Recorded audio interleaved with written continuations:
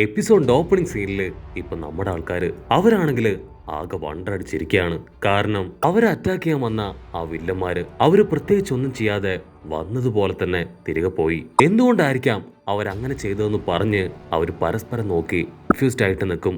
ഇവിടെ ഫ്രാങ്കിയും ടീമും ആണെങ്കിൽ വലിയൊരു യുദ്ധത്തിന് തയ്യാറെടുത്ത് കഴിഞ്ഞു.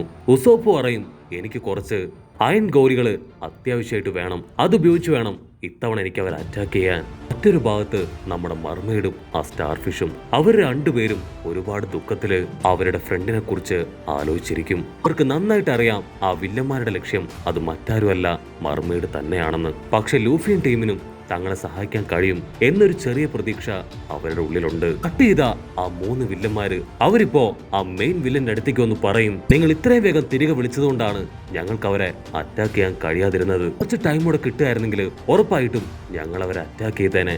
അത് കേൾക്കേണ്ട താമസം അവരുടെ ലീഡർ അവനാണെങ്കിൽ കുറെ റാഡുകൾ എടുത്ത് അവർക്ക് നേരെ വലിച്ചെറിയും. നിങ്ങളല്ല അവരെ അറ്റാക്ക് ചെയ്യേണ്ടത്, ഞാനാണ്. അവര് എന്റെ മാത്രം ഇരകളാണ്.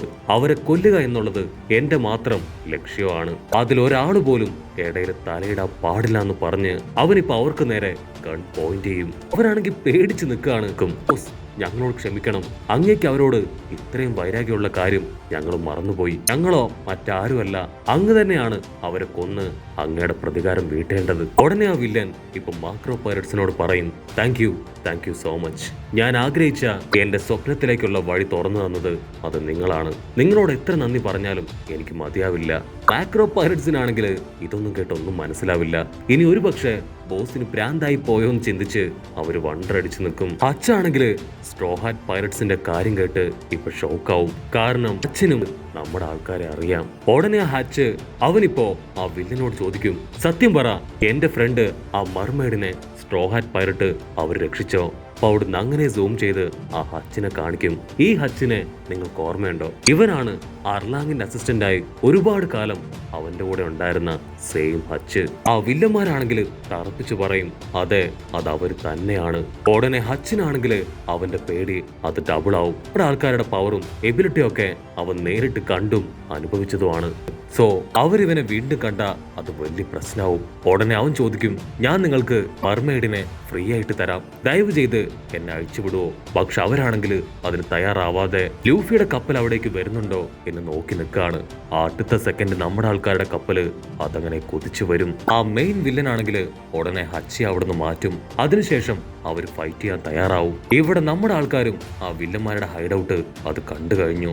അവരും ഫൈറ്റ് ചെയ്യാൻ തയ്യാറെടുക്കും. അപ്പോഴായിരിക്കും ആ മർമെയ്ഡ് പറയാ, എന്നെ 30 തവണ അവർ പിടിച്ചോണ്ട് പോയിട്ടുണ്ട്. ആ 30 തവണയും അച്ഛനാണ് എന്നെ രക്ഷപ്പെടുത്തിയത്. ഉടനെ ലൂഫി അവനിപ്പോ കപ്പൽ പതിയെ അവരുടെ ഹൈഡൌട്ടിനകത്തേക്ക് കയറുന്ന കണ്ട് എക്സൈറ്റഡ് ആവും. വാവ്, നമ്മളിപ്പോ ആ ഹൈഡൌട്ടിലേക്ക് കയറി കഴിഞ്ഞു, എനിക്ക് ഈ സ്ഥലം അത് ഒത്തിരി ഇഷ്ടമായെന്ന് പറയും. മർമെയ്ഡും സ്റ്റാർ ഫിഷും അവർ രണ്ടുപേരും ആ ഹച്ചിയുടെ പേര് വിളിച്ച് നിലവിളിക്കുകയാണ്.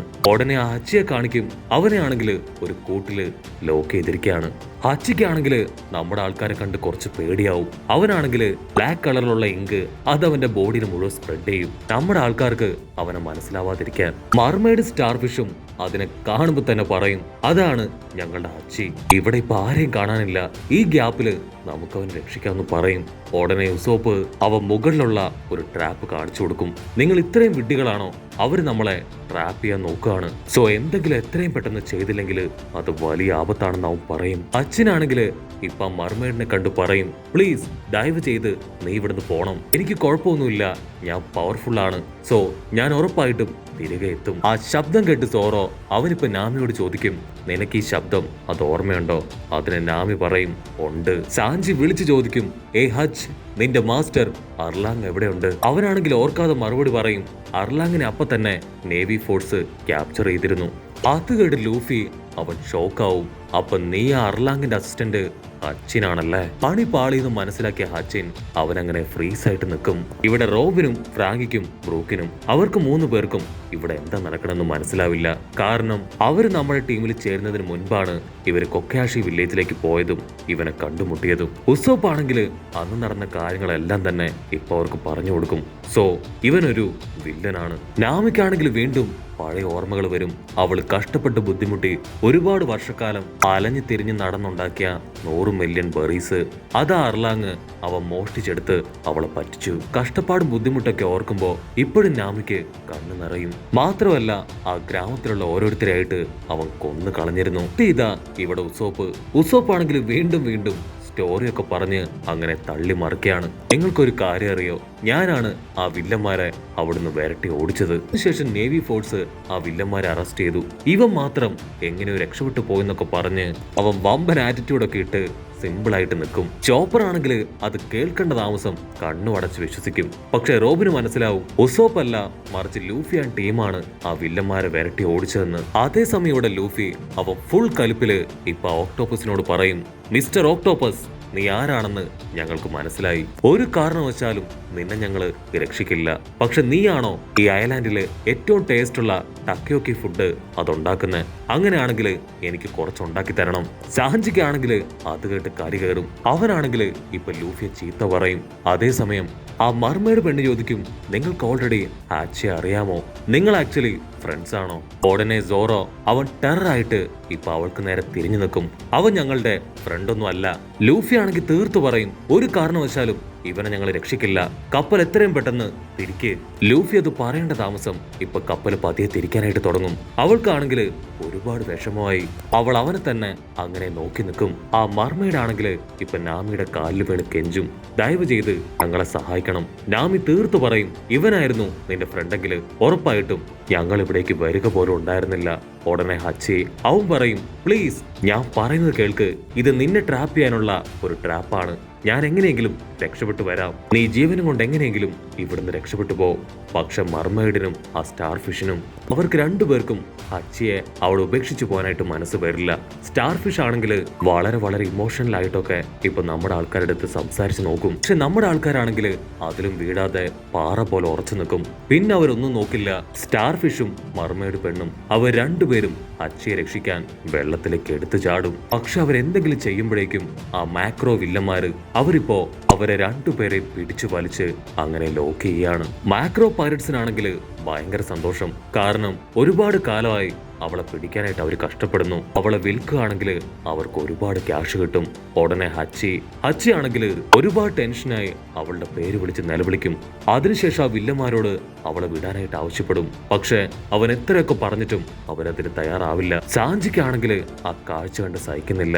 അവൻ നാമിയോട് പറയും, പ്ലീസ് നമുക്ക് ഇനിയും ഇങ്ങനെ നോക്കി നിൽക്കുന്നത് അത് മതിയാക്കാം. എങ്ങനെയെങ്കിലും അവളെ രക്ഷപ്പെടുത്തണം.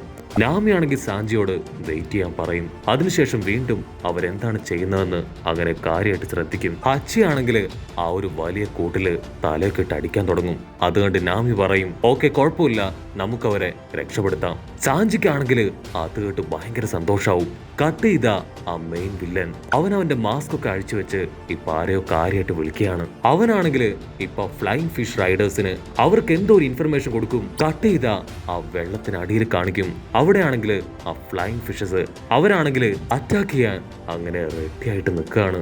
അതേസമയം ലൂഫി ആണെങ്കിൽ ആ സ്റ്റാർ ഫിഷിനെയും മർമേഡ് പെണ്ണിനെയും അവർ രണ്ടുപേരെയും ആ വില്ലന്മാരുടെ കയ്യിൽ നിന്ന് രക്ഷപ്പെടുത്തിയെടുക്കും. ഹച്ചിക്കാണെങ്കിൽ അത് കണ്ട് ഭയങ്കര സന്തോഷാവും. ഹച്ചി വിളിച്ചു പറയും, ലൂഫി എത്രയും പെട്ടെന്ന് നിങ്ങൾ ഇവിടെ നിന്ന് രക്ഷപ്പെട്ടു പോകണം. ഇവിടെ മുഴുവൻ നിങ്ങളെ ട്രാപ്പ് ചെയ്യാനായി ആ വില്ലൻ ഒരുപാട് ട്രാപ്സ് ഒക്കെ ക്രിയേറ്റ് ചെയ്ത് വെച്ചിട്ടുണ്ട്. അവനത് പറയുമ്പോഴേക്കും ഇവിടെ ആ ഡുവലിന്റെ ടീം അവരാണെങ്കിൽ നമ്മുടെ ആൾക്കാർ അറ്റാക്ക് ചെയ്യാൻ അങ്ങനെ കുതിച്ച് മുകളിലേക്ക് വരും.